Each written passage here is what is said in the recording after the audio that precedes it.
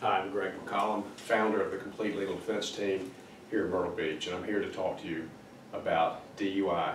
Frequently people ask us if they're arrested or charged with a DUI, should they take the breath test? There are several different situations that a person could be in. One is someone who takes the test and blows a certain reading or refuses the test. In the previous video we talked about if you refuse the breath test, what happens to you. In this series, we'll talk about what happens is if you get arrested for DUI, you refuse to take the breath test, which is your right, and then you have a 6-month suspension, which we talked about earlier. Then what happens if you go to court and you plead guilty, or you go to court and you go to trial and are found guilty? What happens then is you lose your driver's license for an additional 6-month suspension. Your route restricted license is revoked, so you have no license. You get what's called SR22 insurance, and you maintain that for 3 years in order to have a driver's license.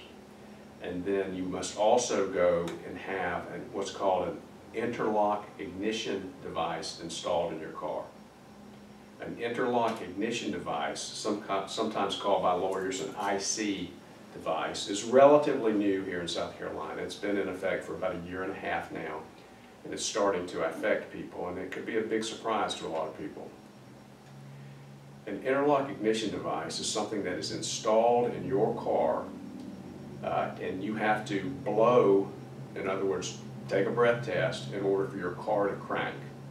While you're driving, it will require you to blow at different intervals, and if you don't do it, then your car will stop functioning properly.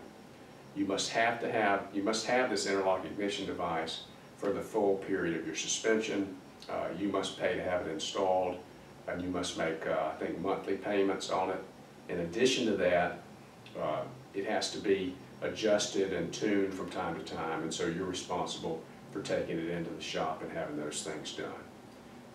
That's the only way that you'll be able to drive. If you refuse to take the breath test, do nothing in terms of the initial administrative hearing that you're allowed to have, and then you go to court, you plead guilty, or you go to trial and are convicted. Those are the consequences. If you have any questions, feel free to contact us here at the Complete Legal Defense Team, or you can go online and look at CompleteLegalDefenseTeam.com. I'm Greg McCollum, and we certainly are able and willing to help those who need help, and certainly able to answer questions as well. Thank you.